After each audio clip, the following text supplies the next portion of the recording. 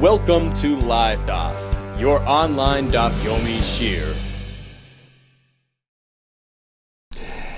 Shalom Aleichem and welcome back to today's Daf Hayomi Maseches TEMURAH Daf Chav Ches. We begin a brand new parak, the sixth parak. We begin on top at the Mishnah. Kol asurin l'gabi mizbeach, any animal which is unfit to be used as a korban, for the reasons that will be mentioned coming up soon. Oishrin b'chol shein. So even if it's just one unfit animal mixed in with many others that are okay, it invalidates the whole pack. Rashi says on the second line, if you can't point out, if you can't identify the problematic one, everything becomes asur. Now, although biblically there is bittul, there's nullification. So if it's one in many, it just loses its status and everything's okay. But midrabanan, rabbinically, we hold back the bittul in this case. In a case where the problematic unit is something of prominence, something of significance, like an animal, like a bal chai, in which case it's not going to be batal, even in the many. So the whole pack is asur. Examples of which are harebeya, an animal that interacted physically with a person. He was interacted with by a person. Muktzah was set aside for idol worship. But he was actually worshipped. Esnan, he was given to an immoral woman for her services. Mechir was used to purchase a dog by kalayim, a crossbreed, atreifa, an animal with a critical wound, an animal born by cesarean. So all these, if they get mixed into many, the whole pack is invalid for korban. Ezel muktzah. How do we define muktzah? Ha-muktzah is gechav. So he was set aside for idol worship. And the halacha is who asur, mashal of mutter. Only the animal itself becomes unfit for akrava, but adornments that were placed on the animal, that doesn't get affected by it. Ve'zeu ha-nevad. How do we define nevad? Kol she'oived noisai. Some animal which is being worshipped. Who, mashal of asur, not only the animal itself is asur, but even the adornments placed on him is asur as well. In either case, the unfitness is only regarding korban use, but it can be used for personal consumption, because a Baal Chai does not turn into Avodah Zarah material, only an inanimate item does. But a living thing does not turn into Avodah Zarah in terms of personal consumption, which is typically not allowed, but it's really an Avodah Zarah. Rather, here we're talking about using it for a korban, which has higher standards. The bar is higher. So even if it's a living animal, which was set aside to worship, becomes unfit for korban. Continues the Gemara. Amamar. Let's go back and review the Mishnah, where we learned Oisrin b'chol shein. So even one in the many disqualifies the whole pack. Why? Deloi batli beru, doesn't become batal even in a majority. Tanina. Why discuss it again here after we already discussed the back of Maseches Vachim? Why the repetition? So we learned over there, kol hakachim, all korbanos shenes arvu b'chatos hamesos. So you have one korban animal, it got mixed into many chatos hamesos. Now we're certainly familiar with this term after we learned the whole Maseches TEMURAH. These are korbanos chatos that became unfit for whatever reason. It's a blood chatos, TEMURAH's chatos whose owner died, so they're slated for misa, unfit for akrav. So from the simple reading of this halacha, it sounds like we're talking about one proper korban mixed into many unfit. Oy b'shar niskal. The Gemara soon will ask on this. It should be the other way around. Okay, oy b'shar niskal, or one korban got mixed into many shar niskals. So that's a bull that attacked and killed a person and was condemned to death. Unfit for akrava. I feel echad beribi, even if it's 1 into 10,000. Yamusu, they all have to die. V'kashlan, and the obvious question was posed, my kama. What is Allah saying?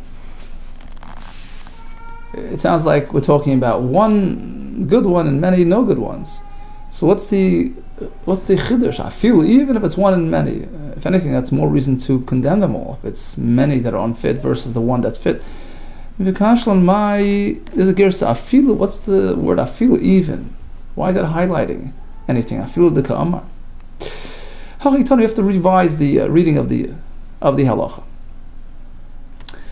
The other way, Nes'arvu behen mechatos mesos. Okay, so we have many valid karbanis, into which got mixed in from the chatois ha-meis sharnisko. Afilu here we understand it better. Even if it's one no good and many that are good, yamuso, they all have to have mis. Okay, so now we've clarified the halacha. Now comes the question: why the repetition? Why mention the same thing again in Mesechas TEMURAH? That a Baal Chai is not batal. It's true. There's a need to mention both, because each one highlights a different aspect of this halacha, this non-nullification procedure. It's true. There's room to think Hasam Hud Yisra no. Perhaps only over there Mesechas Zvachim, where the problematic entity is not only unfit for akrava, like in our Mishnah, where it's a reveya, nirva, where it's okay for personal use, just not for a carbon. In contrast to there, chatois ha-meis sharnisko, which is Isra no, it's completely forbidden to have any benefit from it, even for personally. So that's a much higher level of forbiddenness. Hasam Hud Yisra no. So perhaps over there it holds back the nullification process of halacha, but in our Mishnah, the Lav Yisra no, it doesn't have that severe status. Emile batal brew, perhaps it could be batal. And the majority, which is okay, Kamashmon comes to the Mishnah and says no. Says the Gemara, but look again at Mesechas Zvachim. You'll see in the Mishnah there that it also mentions cases where it has just a disqualifying, a carbon disqualifying feature. It's not asur b'hana, and it's still not going to be batal. So that halacha is already highlighted there. All these disqualified variations are also mentioned there, that they are not batal. So again, back to the question: why the repetition? Why mention it again in Mesechas TEMURAH? Taninas arba reveya v'nirva. Okay, if these gets mixed into proper animals, what's the solution? Yirachi istavu. So he has a collection of karbonis animals, and a reveya jumped into them, and you can't figure out which one. So you have to send them all to the farm until they get a mum. So the valid karbonis in this mix will inevitably be downgraded to a kedushas damim status, which allows for redemption. You sell them all, and what do you do now? What do you do going forward? There was a disparity between the value of the, between the animals. Some are more expensive, some are less. And he doesn't recall which one's what, and there was a shlamim there, an oila there, and he has to rebuy it. So what do? You have to buy the highest value animal, just in case your carbon was the highest value on the mix. Means for that carbon, you have to rebuy the shlamim or the oila, whatever was in that mix, based on the animal with the highest value, just in case that was your animal. Clearly, there's already discussion regarding Revev and Niro, which are psulim, that there's no bittul. So why the repetition? Amar Rav Kahana, Amrisa l'shmata kamei Rav Simi Barashi. So I presented this kasha to Rav Simi Barashi. And he told me there's still a difference. Amar li chada b'chul v'chad b'kacha. What's richi? In the Mishnah there in Zvachim, we're talking that a reveya got mixed into karbonis, actual active karbonis. And it tells you that doesn't work. The bittul does not certify the bunch. Perhaps, you would think, since it's already an established carbon, you can't be mevatel problematic animals in this mix and give a hechsher to the whole mix to be used as a carbon. Because it got mixed into active karbonis, which doesn't allow for this leniency of nullifying the problematic one. But here in Mesechas TEMURAH, we're speaking about chulin animals, which are theoretically eligible to be used for a carbon, but they're not yet. They haven't been labeled as karbonis. So at its current, in their current status, they're still chulin, regular mundane animals, so perhaps we should allow a bittul. It's not like you're trying to mevatel something into karbonis, which have higher standards. It's not yet there. And we need to have both discussions. Because if only from that discussion back in Zvachim, where we're talking about actual karbonis, where this reveya got mixed into Mishun Me'isi, because it's unbecoming to go ahead and mevatel this type of animal into active karbonis. Amal gabi chulu, but in our story, where it's just regular animals, not yet karbonis, levatli. Perhaps you should allow the bittul to take effect. And post bittul, now you can be magdish the animals as a carbon. Ask the Gemara, ubechul namitanina. So you're saying the repetition is to address different scenarios. But guess what? We already had a discussion, not in Zvachim, but back in Mesechus Avodah Zarah. There's something of prominence, something of chashivas, a barrel or a bundle of hair, all these types of a chunk of meat, something which have chashivas. It's not going to be bottle, even with respect to personal use. So again, that's been covered elsewhere as well. The following are considered totally forbidden, and they forbid even the great mix that they got mixed into. A barrel of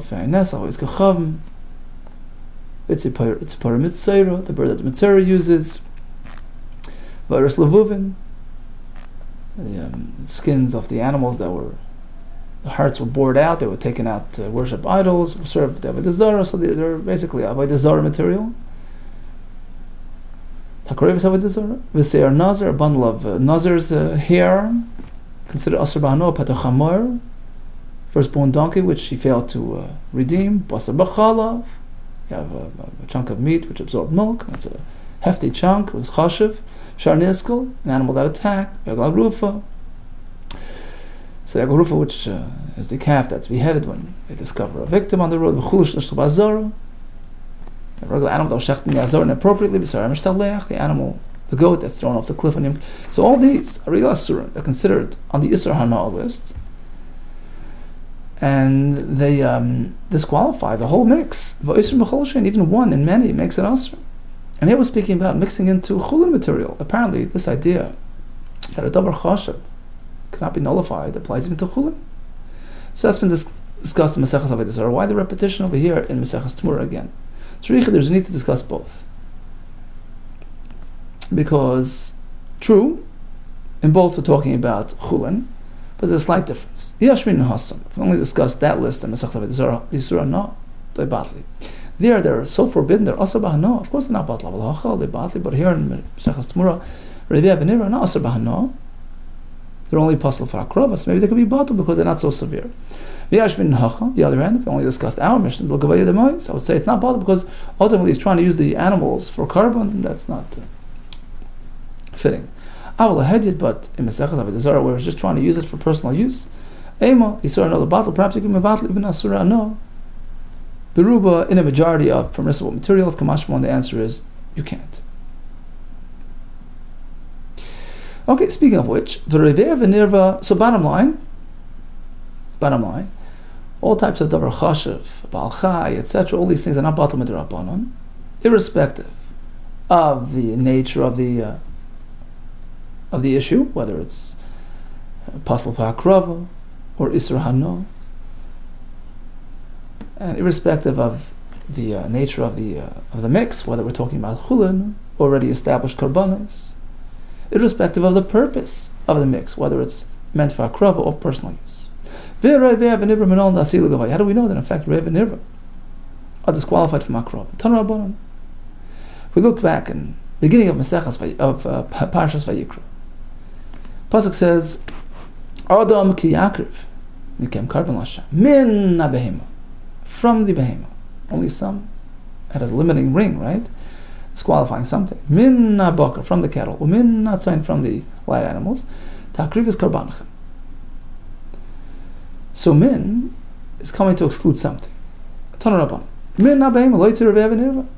So these two are disqualified. Now why a pasuk? It's plain logic. Well, they didn't know. Through a kal v'chomer, we can arrive at the same conclusion. The pasuk seems to be unneeded for this. Well, they didn't know. Even a blemished animal. Shalatnis av the ba'avera, which did not experience a sin. Pasuk of mizbeach cannot be used for a carbon. Certainly, Reve'ah v'nirva shouldn't have the ba'avera, which experienced a sin. Ein adin, of course, wouldn't it lend? Sha'asura and the mizbeach can't use it as a carbon. Well, it's not so simple. We can undo that argument by looking at a fellow who uses kalayim to plow his field. A shor chamor, shunas avda by avera, so they experience a sin. Umutal gam mizbeach, you can use it for a carbon, there's no reason not to. So apparently, sin does not equal disqualification. Well, malach chayrish b'shevra chamash and chayav and misa, you're comparing to a fellow plowing his field, which does not generate misa as a consequence of the sin. So you can't compare it. Tamar, as opposed to our story, shechayav and misa generates misa. Certainly it's worse. Certainly it's disqualified from akrava. Well, take back your argument. Meaning, granted, suppose there is a misa component. Suppose the reveya happened in the presence of the witnesses, so consequentially there is misa. So then you're right. But let's say there's no death element. Only one aid was involved. Only the owner is conceding. There's no misa element. Nobody would kill the animal. So in this case, how would you know to disqualify from akrava? If it's based on the misa factor, it doesn't apply in this case. Amar Shimon, still, we can continue and say like this. Anidan, we can still build up a kavachimer. Look, even a balmum, where even if you would have two witnesses involved, warning and testifying and witnessing, it would not disqualified from consumption. Balmum is perfectly okay for personal use. Nevertheless, all you need is one witness, one expert, one chacham to testify that he's blemished and you can't use it from a korban. So basically, there's no option of isra achila. Nevertheless, there's clearly an option of psul akrava, of course, reveya, which has a very severe option. Sheidas shnei edim peislasim achila. Were you to have two edim involved, testifying and witnessing the avera, you couldn't eat the animal anymore, peislasim achila, because it's slated for misa. And then, of course, sheidas eidechad, even when you only have one aid, as per your argument, you have one aid or the owner, acknowledging that there was a sin involved with this animal, peislasim akrava, it can be used for korban. So that should suffice as a source to passel reveya from a korban. Comes the pasuk and says, hold it, you just provide an alternate source. You just provide a kavachimer. Why go back to the pasuk? Return to please. Amar Rash. Kavachimer is not so simple. Maybe you can challenge the kavachimer from the start, from the starting point. Go back to the root of the kavachimer, which is based on the disqualification by a balmum. And you're comparing it to reveya v'nirva. That's not just a simple equation. Look, a balmum has something more disqualifying than a reveya v'nirva.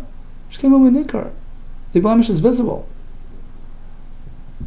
So that perhaps puts it on the worse turf. As opposed to reveya v'nirva, it's not visible, it's a spiritual blemish.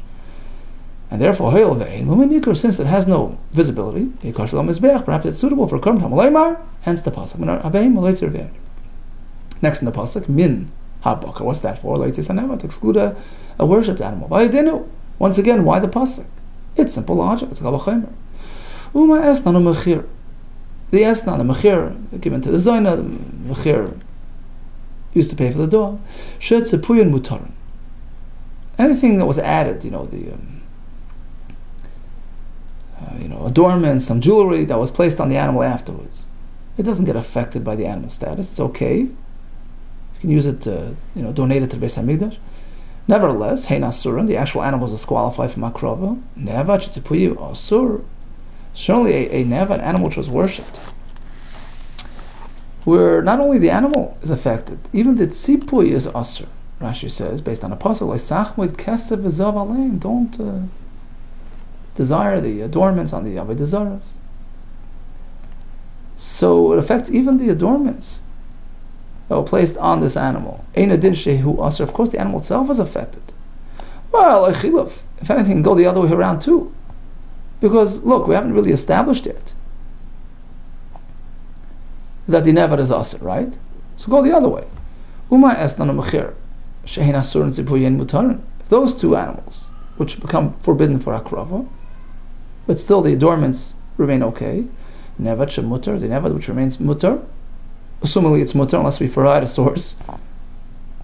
So then, the adornment should be mutter as well.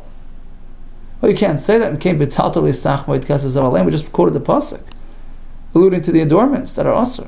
Don't have desire for it, it's asur. Well, maybe that's going on a non-animal type of idol. Here we're talking about an animal. An animal perhaps doesn't get affected by worship.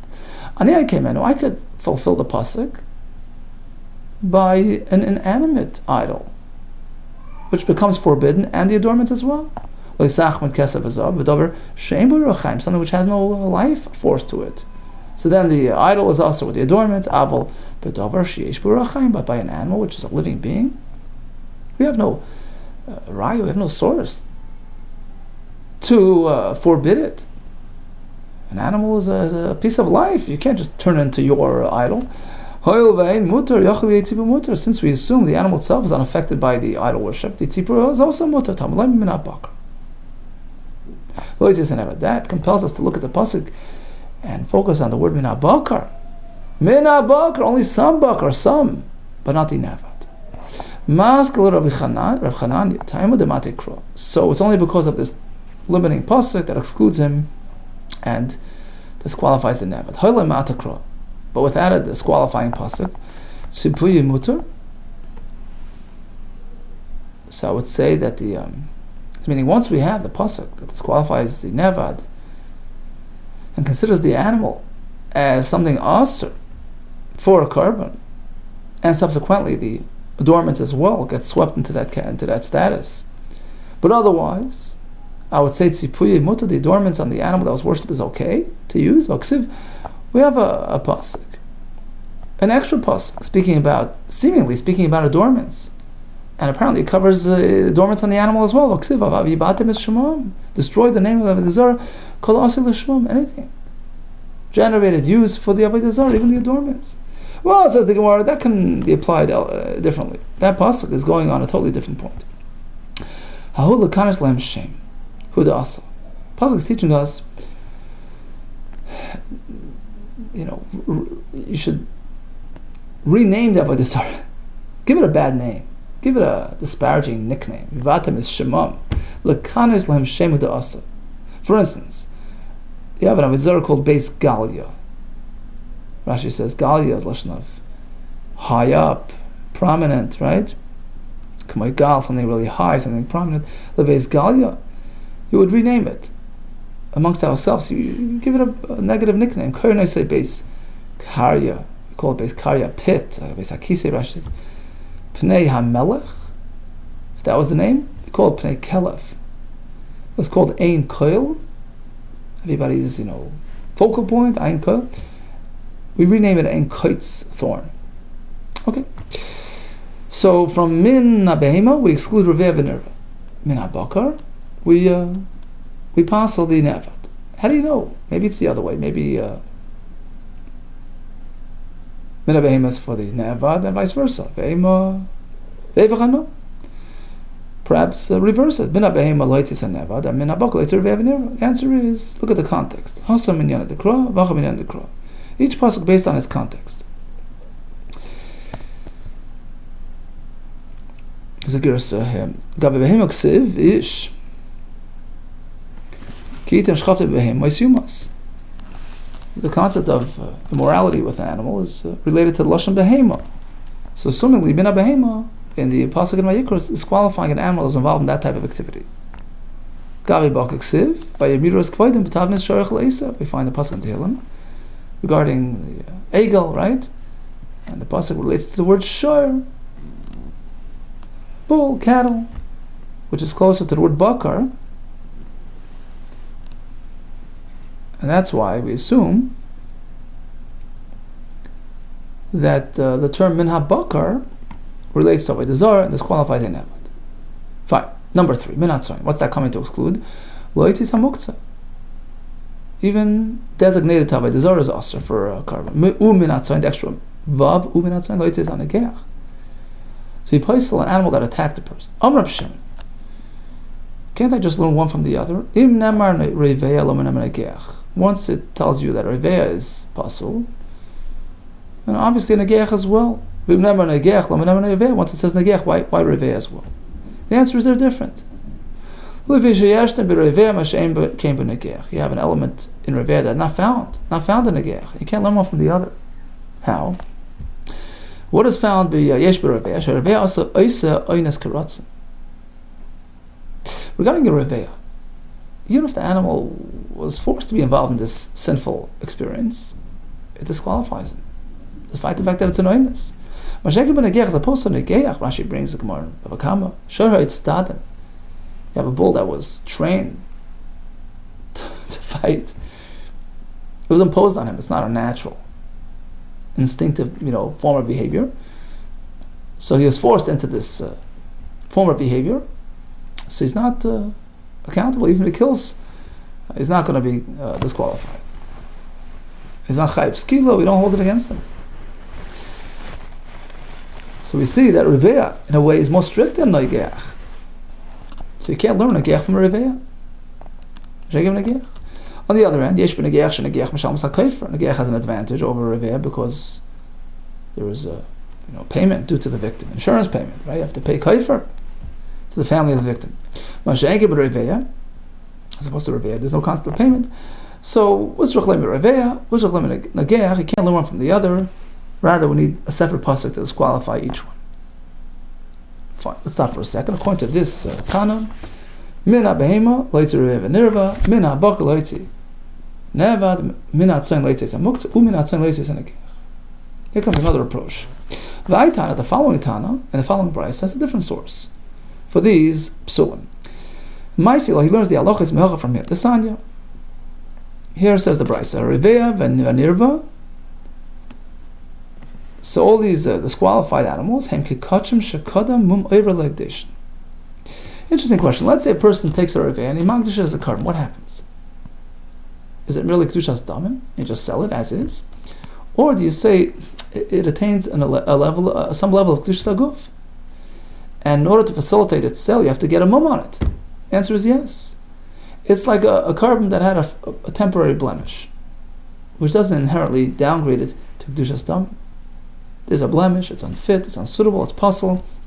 You have to wait it out. You want to sell it, you have to wait until it gets a real mum. It's like any other carbon that we discovered a passing mum before you magdish, and then you magdish it, it attains kedush saguf. You want to redeem it, you have to wait for a permanent blemish. Shenema, have the pasuk, my Talmud, what do you see from this pasuk? Answer is the Brisa is meant to be learned as though it's missing some words. And you read it like this. How do I know that these are disqualified from Akrava? Reveh, Nirva, right? How do you see it from there? He explains. You see, this pasuk is within the context of the discussion of physically blemished animals. And the pasuk adds to indicate not only physical blemishes, even spiritual deficiencies are disqualifying phenomena. What type of spiritual deficiencies? Wherever you find the term hashchasa, destruction, we're talking about severe spiritual blemishes, immorality, out of worship. Wherever, what do we find? By the Mabul, what do we find in the context of Avodah Zarah? It's Kacham, the Chsiv Pentashchis, Asis Lachem Pesach, Manas Kol Samel.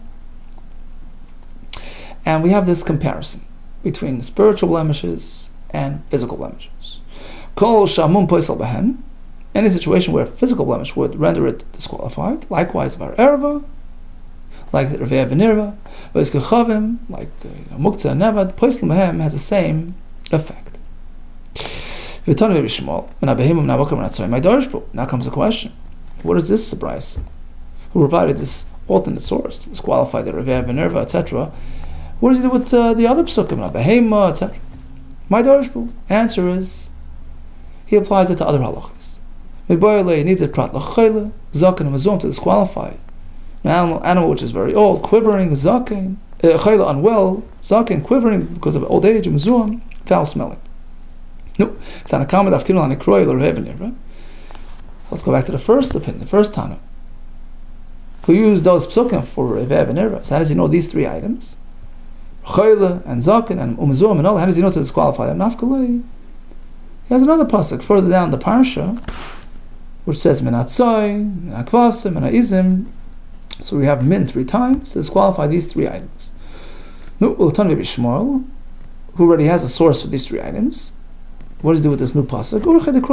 It's just a regular way of expression. It's not coming to teach us halach.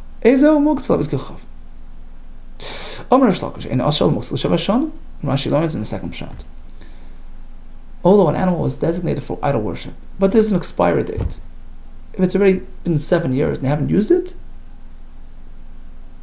they haven't offered it as an offering to the idol, that's it expires. It loses its muktzah status. How do we know? Shenamar. This was when Hashem informed Gideon, go ahead and take trash the idol system that they had over there, and go grab the animal there and bring it as a carbon.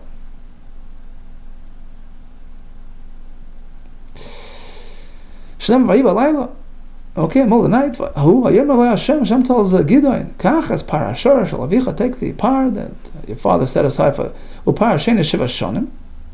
and the 7-year par, the other one.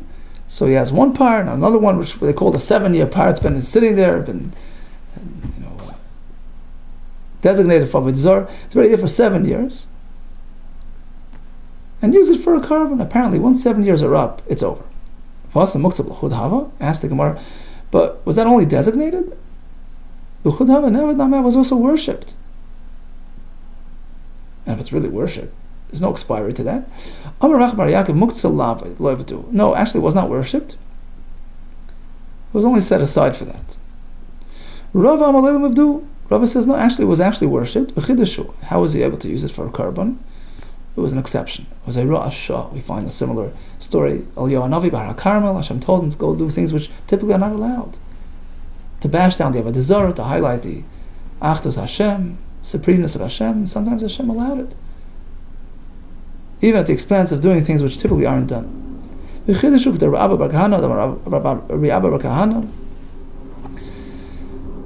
this as well was meant to highlight the oneness of Hashem and the truth of the Torah versus Avodah Zarah.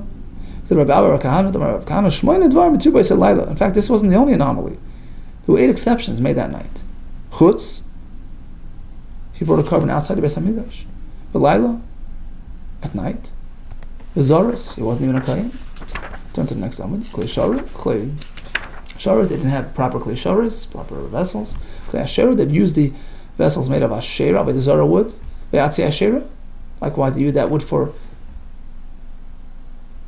the fire on the Mizbeach. Or Muktzah, they used an animal which had been set aside. For V'nevad. And even Nevad. So, true, it was Nevad, but it wasn't an issue. Hashem, an exception, a one-time exception, and allowed it. Okay, so we have one source and another for being placed on the Reveh, V'nirva, the Muktzah, V'nevad. We also disqualify the Chayla Zaken and Mezuam, and we provide an expiry date for the Muktzah. All the best to you, and Atzlacha Rabbah.